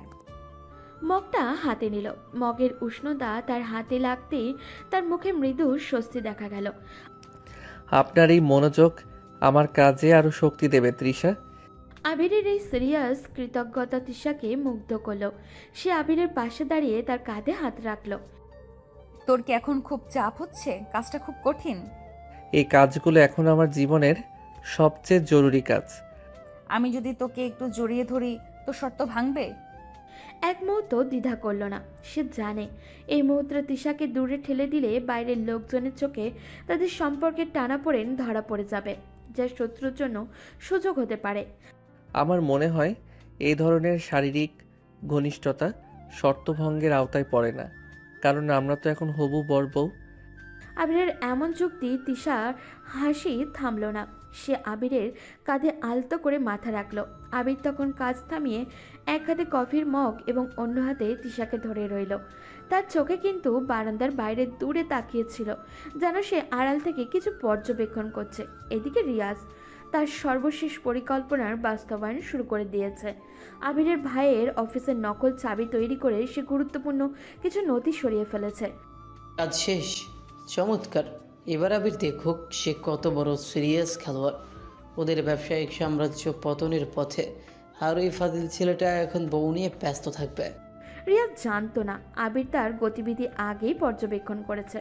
আবির তখনও বারান্দায় তৃষাকে ধরে রেখেছিল, কিন্তু তার কান সজাগ ছিল। তার ভাইয়ের অফিসের সিকিউরিটি ক্যামেরা থেকে সে আসা একটি নীরব অ্যালার্ম তার কানে বাজল। আপনার কিছু একটা দরকার তৃষা? কি দরকার? আমি তো তোর পাশে আছি। না, আমার মনে হয় আপনার জন্য কিছু রান্না করা উচিত। আপনার ভাবি আমাকে বলছিলেন আপনি নাকি ডিমের ঝোল খেতে চেয়েছিলেন। তুই ডিমের ঝোল রান্না করবি তোর জরুরি কাজ ফেলে? আপনার যত্ন নেওয়া আমার জরুরি কাজের চেয়ে কম গুরুত্বপূর্ণ নয়। আপনি যান, আমি এক্ষুনি আসছি।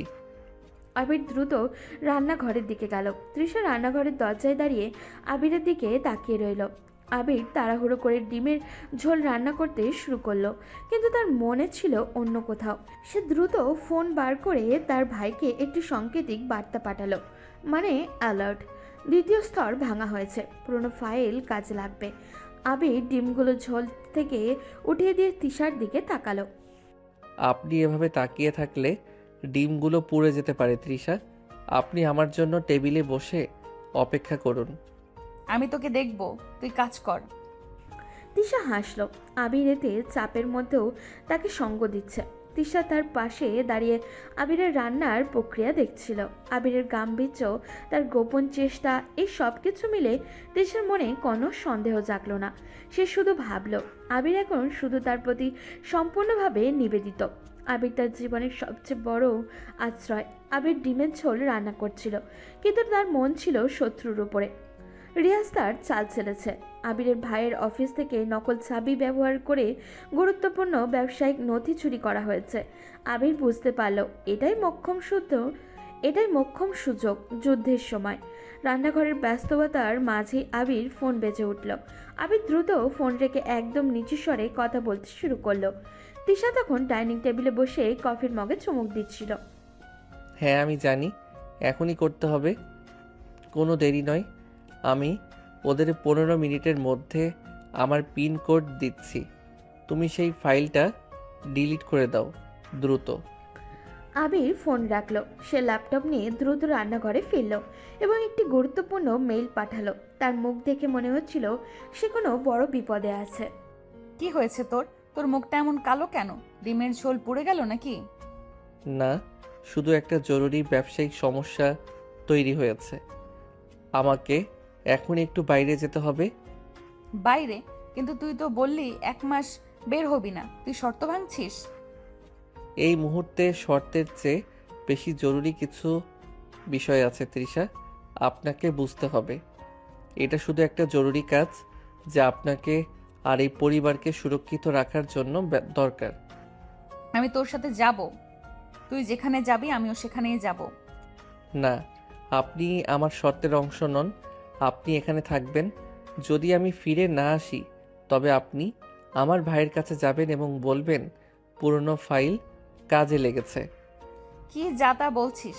তুই আমাকে এইভাবে ভয় দেখাচ্ছিস কেন? আমি যাব তোর সাথে। আপনি আমাকে ভালোবাসেন তৃষা? হ্যাঁ, বাসি। যদি আমাকে ভালোবাসেন তবে আমার উপর বিশ্বাস রাখুন এবং এখানেই থাকুন। আপনার বাইরে যাওয়াটা এখন অত্যন্ত ঝুঁকিপূর্ণ। আবিরের এই শেষ কথায় তৃষা থমকে গেল। আবিরের গম্ভীরতা তাকে চুপ করিয়ে দিল। সে বুঝল আবিরকে বিশ্বাস করা ছাড়া তার আর কোনো উপায় নেই। আবির দ্রুত দরজা দিয়ে বেরিয়ে গেল।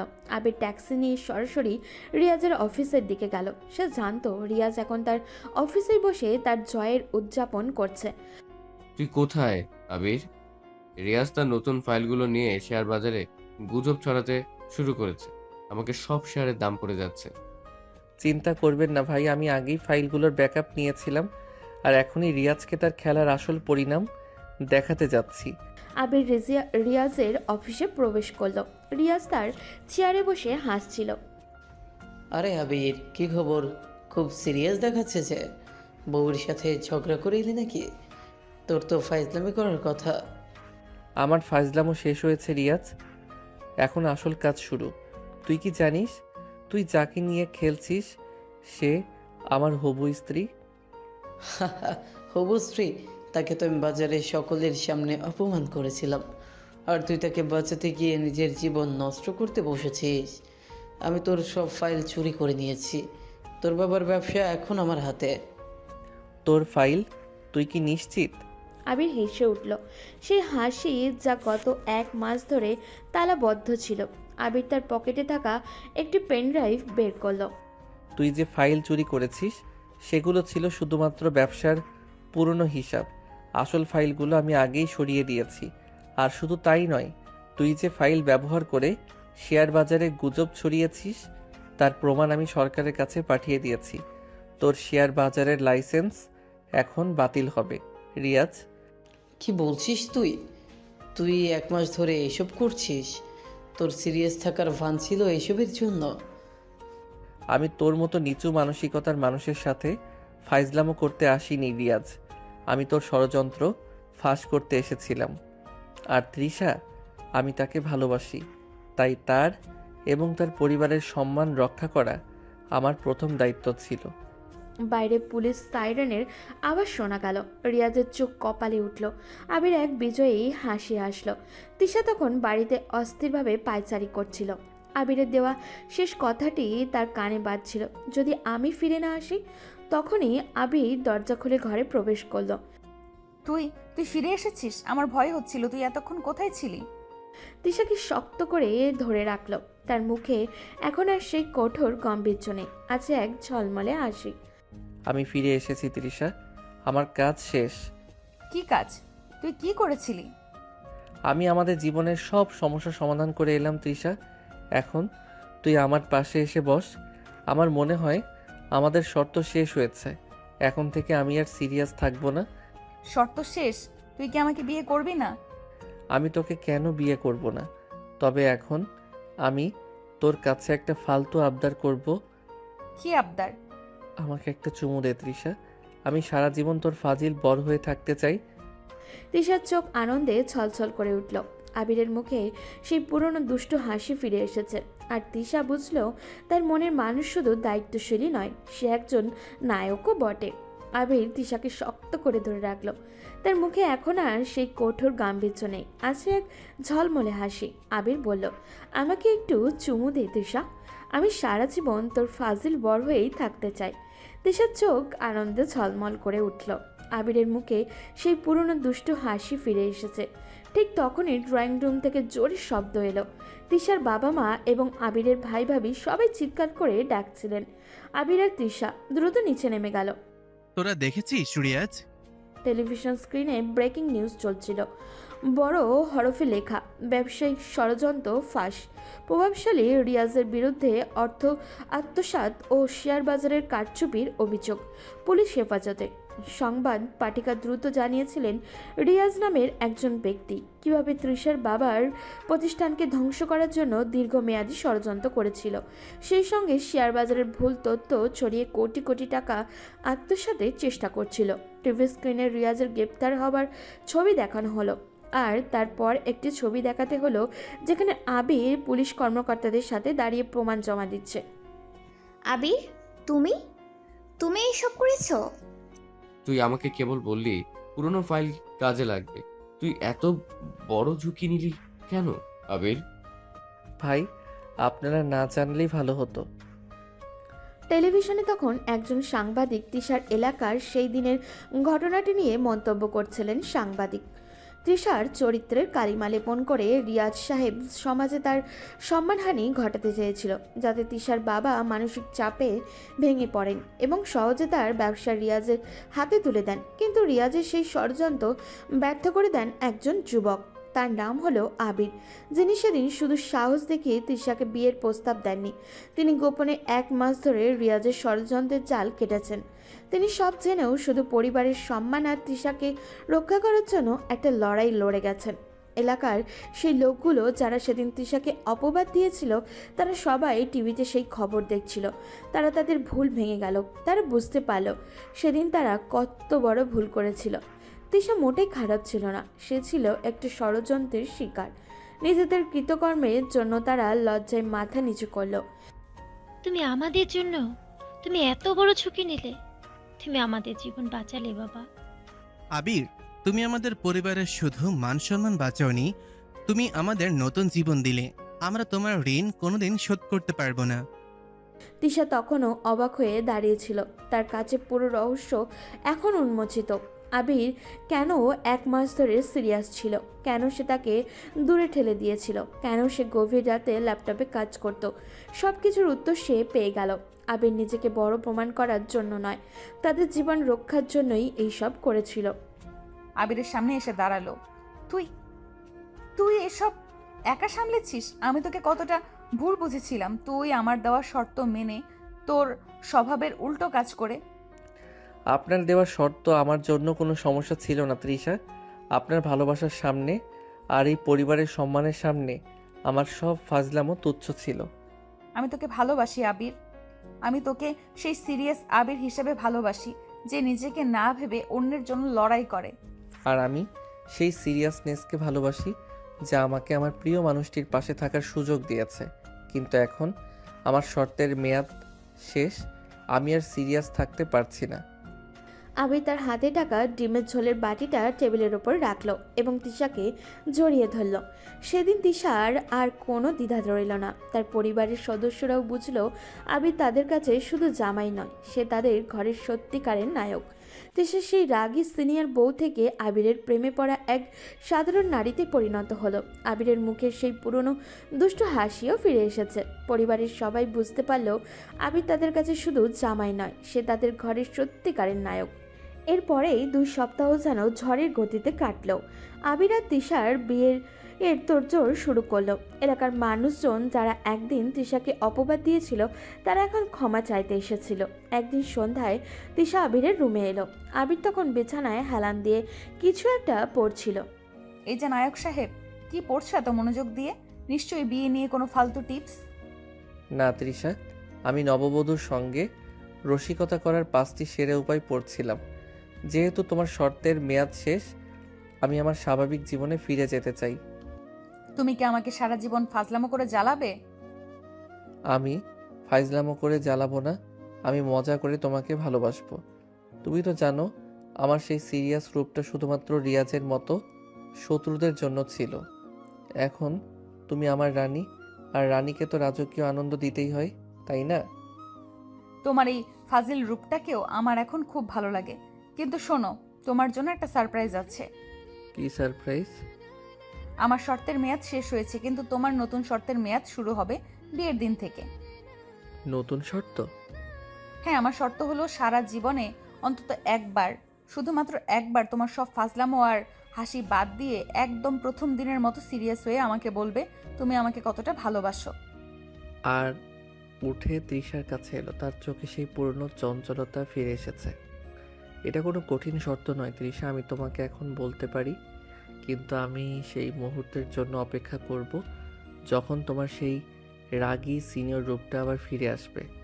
তখন আমার সিরিয়াস ভালোবাসা তোমার রাগকে মুহূর্তেই শান্ত করে দেবে। তুমি কখনোই শুধরাবে না। আমি শোধরাবো না, কারণ আমি তোমাকে ভালোবাসতে শিখেছি। বিয়ের দিন এলো, পুরো বাড়ি আরো ঝলমল করছে। তিশা যখন সে যে বিয়ের আসরে এলো, আবির তখন মুগ্ধ চোখে তার দিকে তাকিয়ে রইল। কি রে আবির, এবার তো একটু সিরিয়াস হ, কাজী সাহেব আসছেন। আমি খুব সিরিয়াস ভাই। আমার জীবনের সবচেয়ে সুন্দর বউটাকে আমি হারাতে চাই না। নিকা এর মজলিস শুরু হলো। কাজী সাহেব বিবাহের শর্তাবলী এবং দেনমোহর নিশ্চিত করেছেন। আবির আর তিশার পাশাপাশি বসে আছে। তাদের সম্পর্কে শুরুতে ছিল অবিশ্বাস, অপমান আর একটি কঠিন শর্ত। আর সেখানে আছে শুধু গভীর ভালোবাসা আর হাসি। আপনি কি দেনমোহনের বিনিময়ে জনাব তৃষাকে স্ত্রী হিসেবে কবুল করেছেন? এক মুহূর্ত তিশার দিকে তাকালো, তারপর দৃঢ় কণ্ঠে বলল, আলহামদুলিল্লাহ, আমি কবুল করছি। কাজী এবার তিশার কাছে ওই একই প্রশ্ন করলেন। চারপাশে নীরবতা বাড়ছিল খুবই। তিশা যার মুখে একসময় শুধু রাগ দেখা যেত, এখন তার মুখে এক শান্ত হাসি। আমি কবুল করছি। সকলের কণ্ঠে উচ্চারিত হলো আলহামদুলিল্লাহ। আবির হঠাৎই তিশার দিকে ঝুঁকে এলো। এই শোনো, কি বলছো? কাজী সাহেব দোয়া করছেন? তোমার মাথায় আমার জন্য চুলকানির মলম আছে? কেন, তোমার কি আবার পাগল হওয়ার চুলকানি শুরু হয়েছে? হ্যাঁ, তোমার ভালোবাসার পাগল হওয়ার চুলকানি। এই ফালতু কথা বলতে পারার স্বাধীনতাটাই আমার কাছে সবচেয়ে দামি। তিশা তার হাত বাড়িয়ে আলতো করে আবিরের মাথায় টোকা মারল। তাদের দুজনের হাসিতে আসর ভরে গেল। তাদের বিয়ে শুধু দুটি মনের মানুষের মিলন ছিল না, এটা ছিল ভালোবাসার কাছে শর্তের হাট, দায়িত্ববোধের কাছে ফজলামোর পরাজয় এবং একটি রাগী বউয়ের জীবনে এক ফজল বরের আগমন। তিশা হাসি মুখে আবিরের দিকে তাকালো। সে এখন আর সিনিয়র রাগী বউ নয়, সে এখন এক নায়কের প্রেমিকা। বাসরাতের ঘরটি ছিল গোলাপ আর রজনীগন্ধার মিষ্টি গন্ধে ভরা। আবির ও তিশার বিয়ে হয়েছে। সমস্ত শর্ত, ষড়যন্ত্র আর যুদ্ধের সমাপ্তি ঘটছে। এখন তারা তাদের একান্ত ঘরে। আবির দরজার সামনে দাঁড়িয়ে তিশার দিকে তাকালো। তার চোখে কেবল তৃষা, আর অন্য কোনো চিন্তা নেই। শেষ পর্যন্ত আমরা এখানে। এই মুহূর্তের জন্য আমি কতদিন অপেক্ষা করেছি তৃষা। তিশা তখন ঘোমটার আড়ালে লজ্জায় লাল হয়ে আছে। আবির আলতো করে দরজা বন্ধ করলো। সে ধীরে ধীরে তৃষার কাছে এগিয়ে এলো। তার চঞ্চল চোখ দুটো এখন গভীর অনুরাগে ভরা। সে তিশার ঘোমটা আলতো করে সরিয়ে দিল। তিশা চোখ তুলে তাকাতেই আবির মুহূর্তের জন্য যেন শ্বাস নিতে ভুলে গেল। তুমি এত সুন্দর। আমি কেন 1 মাস ধরে গম্ভীর ছিলাম জানো? কারণ তোমার সৌন্দর্য দেখলে আমি পাগল হয়ে যেতাম, আর তখন আমার সব পরিকল্পনা ভেস্তে যেত। আমি তোমাকে এক পলক দেখার জন্য কত ছটফট করেছি, তুমি কল্পনাও করতে পারবে না। তুমি কি আমাকে শুধু ফাজিল বলতে? আমি ফাজিল ছিলাম, কিন্তু আমার ভালোবাসাটা ছিল পৃথিবীর সবচেয়ে সিরিয়াস জিনিস। তোমার রাগকে ভালোবেসেছি, তোমার জেদকে ভালোবেসেছি, আর এই 1 মাস তোমার পাশে থাকার সুযোগ পেয়ে আমি বুঝতে পেরেছি তুমি আমার জীবনের সবচেয়ে বড় আশ্রয়। তিশা উঠে আবিরের হাত ধরল। তাদের হাতে গোলাপের পাপড়ি লেগে আছে। চারপাশের নীরবতা যেন তাদের অনুভূতিকে আরো বাড়িয়ে তুলেছে। আমি যখন তোমাকে অপবাদ দিতাম, যখন তোমার উপর রেগে যেতাম, তখনও কি তুমি আমাকে ভালোবাসতে? আমি তোমাকে তখনই সবচেয়ে বেশি ভালোবাসতাম যখন তুমি রাগে আমার কলার ধরে ঝাঁকাতে, কারণ সেই রাগের আড়ালে তোমার দুর্বলতা লুকিয়েছিল। আমি জানতাম আমাকে ছাড়া তোমার আর কেউ নেই। আমি সেই মুহূর্তগুলো আমার বুকে আগলে রেখেছি। আমাকে কখনো ছেড়ে যেও না আবির, আমার খুব ভয় করে। ছেড়ে যাব না। এই হাত ধরেছি, এই হাত সারা জীবন থাকবে। আমাদের জীবনের আর কোনো খারাপ মুহূর্ত যেন না আসে, তার দায়িত্ব আমার। তোমার জীবনের সব কষ্ট, সব চিন্তা আজ শেষ। এখন থেকে শুধু হাসি, ভালোবাসা আর আমাদের খুনসুটি। আবির তিশার মুখ তুলে ধরল, তার ঠোঁটে আলতো করে কিস করলো। সেই কিসে ছিল দীর্ঘ অপেক্ষা আর পাওয়ার গভীর শান্তি। তিশার হার্ট যেন খুব দ্রুত বিট করছিল। সে এতটাই সফট হয়েছিল, সে করে কী রিয়াকশন দেবে বুঝে উঠতে পারছিল না। আবিরের ক্রিসের মাত্রা যখন গভীর থেকে গভীর হচ্ছিল, তখন তিশা নিজের ধারণা চেতনা ফিরে পেল এবং সে খুব আবেগ এবং অনুভূতি সহকারে আবিরের নিজের অনেকটা কাছে নিয়ে নিজের হাত দিয়ে আবিরকে শক্ত করে জড়িয়ে ধরে রেসপন্স করা শুরু করলো। আবির যখন বুঝতে পারল তিশা তার সাথে রেসপন্স করছে, তখন তার স্পর্শগুলো যেন আরও অবাধ্য হয়ে গেল। তার হাতের বিচরণ যেন তৃষার সমস্ত শরীরে হচ্ছিল। এদিকে তিশা সম্পূর্ণ নীরব হয়ে গিয়েছিল। সে কি বলবে কিছু বুঝে উঠতে পারছিল না। তার ভেতরে যেন তীব্র থেকে তীব্র আবেগের চলাচল হচ্ছিল, যার জন্য তার সমস্ত শরীর অবশ হয়ে গিয়েছিল। আবিরের অবাধ্য আচরণগুলো অনেকটাই গভীর হয়ে গিয়েছিল। একটা পর্যায়ে তারা দুজনেই মিলেমিশে একাকার হয়ে যায়। এখন সমস্ত ঘরে শুধুমাত্র গোলাপের সুবাস এবং মোমবাতি আর মৃদু আলো, তাদের ঘন ঘন শ্বাস প্রশ্বাস ছাড়া আর কোনো অস্তিত্ব ছিল না। বেশ কিছু সময় পরে আবির তিশাকে নিজের সাথে শক্ত করে জড়িয়ে রেখে তিশার মাথায় হালকা করে চুমু খেয়ে তাকে হালকা করে জড়িয়ে ধরে বলল, আমি এখন একটা গল্প বলবো তৃষা, শুধু তোমার আর আমার গল্প। বলো। গল্পটা শুরু হয়েছিল একটা ভুল বোঝাবুঝি দিয়ে, শেষ হলো একটা নিখুঁত ভালোবাসায়। গল্পের শুরুতে তুমি ছিলে রাগী সিনিয়র বউ আর আমি ছিলাম ফাজিল দেবর, কিন্তু গল্পের শেষে তুমি হলে আমার জীবনের আলো আর আমি হলাম তোমার সারা জীবনের সঙ্গী। আজ রাতে এই গল্পের নতুন অধ্যায় শুরু। আবির তখন কোনো শর্ত বা ফাজলামো নয়, শুধু তার হৃদয়ের গভীর অনুরাগ নিয়ে তিশার দিকে তাকালো। সেই চোখে ছিল গভীর ভালোবাসা।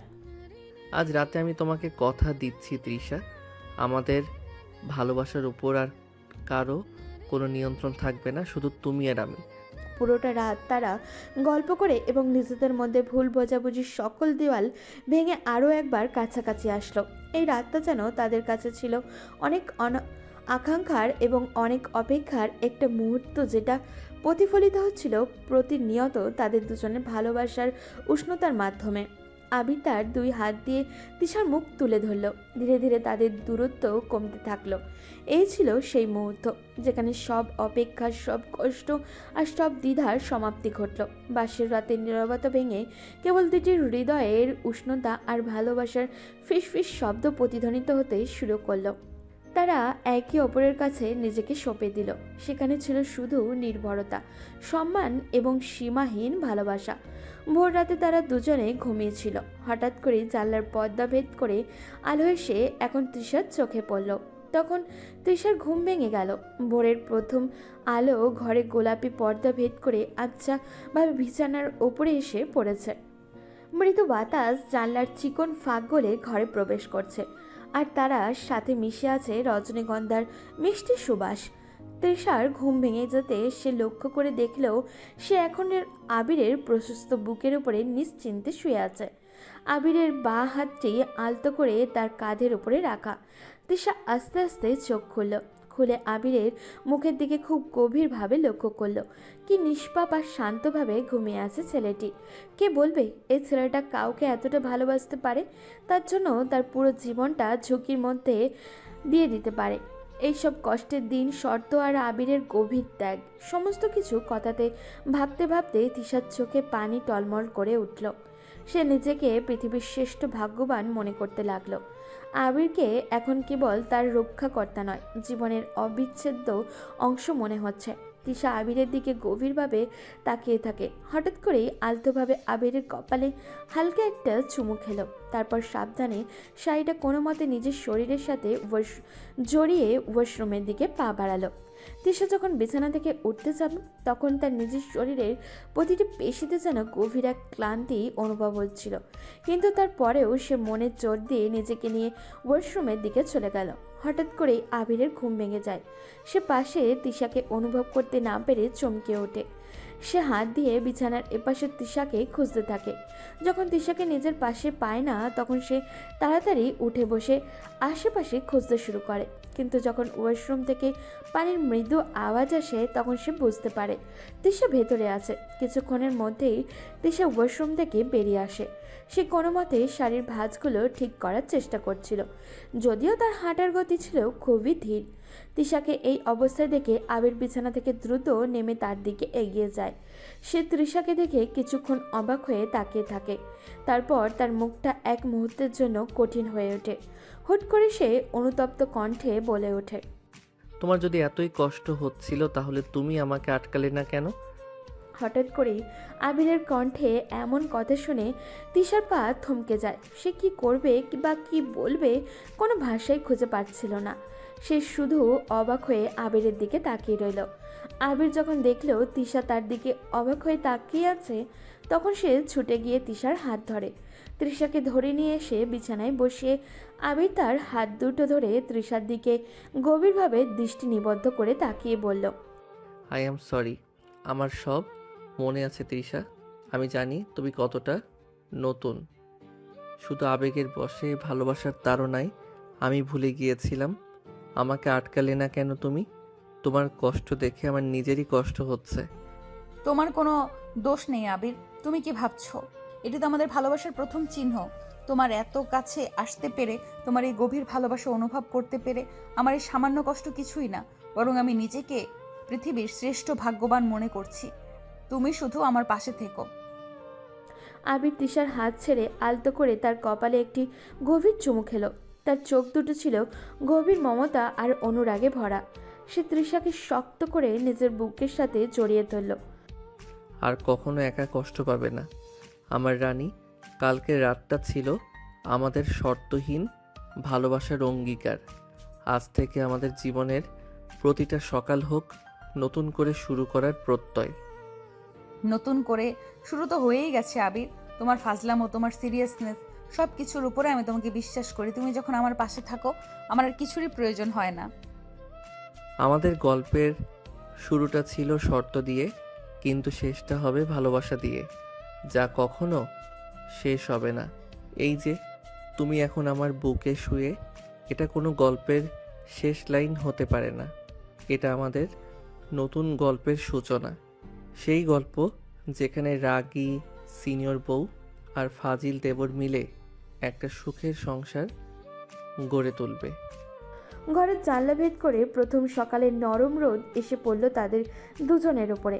আবির তিশাকে দু হাত দিয়ে আবারও শক্ত করে জড়িয়ে ধরল, আর তিশা আবিরের বুকে মাথা রেখে নিশ্চিন্তে হাসল। তাদের দীর্ঘ অপেক্ষা, সব ভুল বোঝাবুঝি আর সব শর্তের বেড়াজালা আজ ছিন্ন হয়েছে। আজ থেকে তারা শুধু একে অপরের একটি নিখুঁত ভালোবাসার বন্ধনে আবদ্ধ।